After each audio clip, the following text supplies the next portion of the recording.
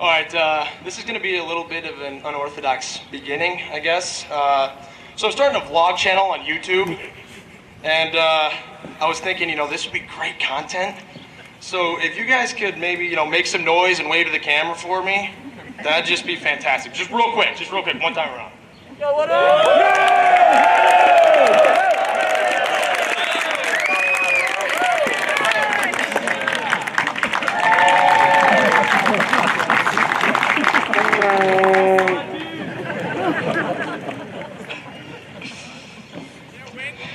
Mom, Dad, sorry, but we both knew that I wasn't going to be able to get through this entire thing without doing something stupid, so I got out of the way at the beginning. All right, fellow classmates of 2017, members of the Board of Trustees, faculty, friends, and parents, good morning. It is a pleasure to be speaking here today, and I never imagined that I would be in this position, but it's truly an honor. So I'm going to be honest with you. It's been about 6 days since I found out I'd be addressing all of you, and considering how indecisive of a person I am, there really isn't a ton of time for myself to feel comfortable preparing something.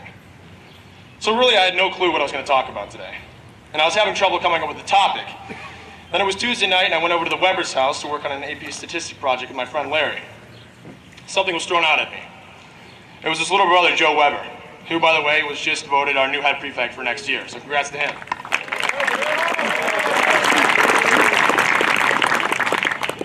So he gave me his classic response, making it sound like it was like the simplest thing in the world, saying, "Oh man, that's easy. You just gotta do like a big metaphor,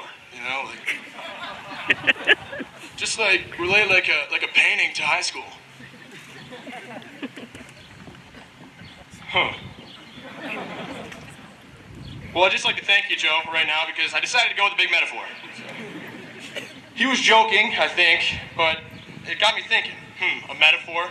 I thought about art, and then that made me think about literature, and then that made me think about the novel Ulysses, which Mr. Taylor had just mentioned. Ulysses is a novel that I devoted 2/3 of the year to reading, and then the other third to writing a thesis on it. It's something I've taken an extreme passion in and pride throughout my senior year, and now it's taking the place of the painting in the metaphor. James Joyce's Ulysses is commonly acknowledged as one of the best novels of the 20th century. And it's also considered by some experts as one of the most widely acclaimed of all time. I maxed out of English classes to take, and going into my senior year, I was lucky enough to have Mr. Cairns agree to do an independent study with me on James Joyce's Ulysses. Joyce, he was kind of a tortured genius. He was a man before his time. In fact, his work wasn't really truly appreciated for its beauty until long after his death. Now, Ulysses was mostly written in the stream of consciousness. Understanding the stream of consciousness narrative, to me, is like the high school experience of a teenage boy. We all live in the stream of consciousness, and we have our own because everyone's brain is wired differently. We all have our own passions, talents, and loves, which lead us to different actions. And all these different journeys have ups and downs. The times where we know exactly who we are and what we want, and the times where we have no purpose and absolutely no clue what's going on. My personal high school journey is very reminiscent of my struggle to understand Joyce's writing style in the stream of consciousness. Now, if you can imagine being in someone's mind, you would see every little tangent, every little thought, every little feeling that person has, and you'd have no clue why they had it. For example, I could smell something, and it could randomly bring me back to a memory of my first day of the 3rd grade. My brain is wired that way, and it makes sense to me, but to anyone else, you'd have no clue why I thought of that.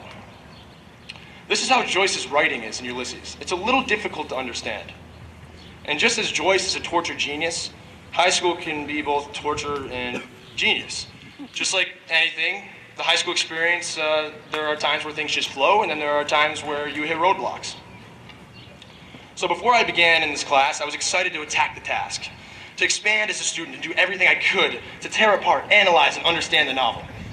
I wanted to develop an interpretation and insight that I could take into my writing. I had a positive attitude and a lot of energy. But then I started reading. This is an excerpt from the beginning of the book. Stephen closed his eyes. I'm a stride at a time, a very short space of time through very short times of space. 5, 6, exactly. And this is the intellectual modality of the audible. So if that made sense to any of you, first time hearing it, then that's amazing. But for all of you having heard it for the first time, I'm guessing it sounded like gibberish. That's the point. I mean, what the heck is Joyce trying to say? What does he even mean by this stream of consciousness? I was so excited to read this book, but it suddenly became a very scary and intimidating thing, like I was being thrown into the abyss of the unknown. The beginning of high school was the same. All of us showed up wide-eyed freshmen with a lot of energy, passion, and goals. But then we quickly realized that as the little guys in school, everything is kind of big and scary. We walk among the halls with full-grown men. We played sports against kids 3 times the size of us. And we were thrown into a new school with a lot of new people that we didn't know. On top of that, there were so many different directions someone can take in high school. As freshmen, we saw that people kind of have their own things and find out who they are. And we saw that we had to search for our identities and do the same. And just the same as we were going to have to figure ourselves out, I had to figure out how to understand Joyce's writing. Because at this point in the beginning, it was a real challenge. So I kept reading, and I got about midway. At this point, under the guidance of Mr. Cairns, and more experience with Joyce's style of writing, I thought I understood. Being in the main character's mind became easier, and I began to understand both who he was and how to interpret his writing. This exemplifies one of the ups in high school. That point where you think you have it all figured out. For me, it was coming into my sophomore year here. I thought I knew who I was. A math science guy who played hockey. I was going to be an engineer, just like my dad. Simple, direct, and I thought I knew where I was going. But then I kept reading, and I kept going through high school, and realized just when you think you have it all figured out, you don't. Actually, you have no clue. I got about 3/4 of the way through the book, and the Sirens episode began. Bronze by gold, heard the hoof for irons. Steelery ringing, impertinth, chips picking chips off rocky thumbnail chips, horrid. I don't think I have to go any further. So yeah, things got challenging again. I got lost. And just like in high school, when I thought I had it all figured out, I realized no one ever does. I was into all the things I originally was, playing hockey and baseball and joining science clubs like Environmental Council, but I also started exploring all these things that I never even thought about before. I got roomed with one of my best friends, Chris R. Taylor, who played the guitar, and I kind of always liked to sing. So, as most of the seniors know, we made a band called Fate's Flags. I met Jack Mackers, who you all just heard speak, and he became the supportive brother, constantly pushing Fate's Flags to try new things. I got put in advanced history and English classes and started to really enjoy them because of the more personalized and discussion-based way the classes were. Then Mr. Hischler came here my junior year and approached me at the end of the fall about joining theater and doing the winter show. I told him I've always wanted to, but I couldn't with hockey. But that didn't matter to him, and he convinced me that he could work around any schedule. So I got into theater. My senior year, I continued into the unknown, and I dove into AP literature with Mr. Cairns, which obviously I would eventually like so much that I asked him to keep going another year alone.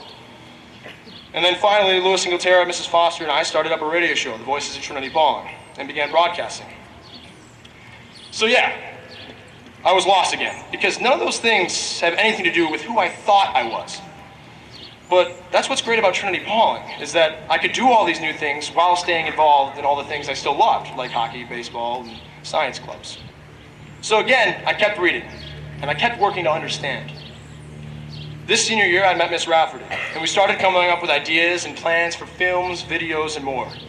We made a creative lip dub, and it would eventually become the admissions acceptance video. And then we went on to do profiles, do photo shoots, and make short films. Her and Mr. Hoffman are the type of people at Trinity-Pawling that change lives and help students discover their true selves. They took me in this year as mentors, teachers, and what feels like family. They educated me on the entertainment industry and showed me how little I actually know and how much there still is to learn. They told me to go after anything and everything and showed me that growing up doesn't mean giving up on your dreams. And for that, I will forever be thankful. So they led me to finishing. And then I finished Ulysses. And I understood it. I understood the plot, exactly what happened to the main character. But what I didn't know was what was next. On top of his tough style of writing, the end is so ambiguous. There could be an infinite amount of interpretations from it. I knew what happened in the book, but I didn't know what effect it would have on the main character the rest of his life, just like now. Some of us find out who they are in high school, and those who don't at least learn a lot about themselves. So we may understand ourselves now, but at the same time, it's limitless on where we can go next. No one knows exactly what path they're going to take, and that's okay, because at least TP has helped us learn about ourselves. Now, as I'm hearing myself speak, what I realize is that this entire process could and probably will happen again in college. But what I wanted to touch on was that high school is a place where kids continuously find themselves, lose themselves, and then find themselves again. High school can be a tough and confusing time, but what we all lucked out on was that we had the luxury of this time being at Trinity-Pawling. Trinity-Pawling, a place where the teachers will continuously push every student to their greatest potential. A place where the teachers care more about the students and whether they succeed than anywhere I've ever seen. A place where you can make some of the best friends of your life that you'll never forget. A place where you are so close in the sports field you'd be willing to die for that teammate next to you. A place that teaches you to go after what you want, and a place that teaches you to have no fears. Just a few years ago, I was a naive hockey player, and I thought I was going to be coming here to prep school, serving my time, and playing hockey. What I didn't realize is how much I would learn about myself, and that I would have 300 brothers from all over the world. To everyone here at Trinity-Pawling, who wakes up every day to make a difference in all of our lives, thank you. To my parents, Mom and Dad, I'm forever grateful for the opportunity you have allowed me to have here. I love you so much. And to the class of 2017, it doesn't matter what we do in our lives, but love it. Let's go out and attack the world, because I'm tired of hearing all of us talk, and I'm excited to hear people start talking about us. Thank you, and once again, congratulations to the class of 2017. Roll Pride.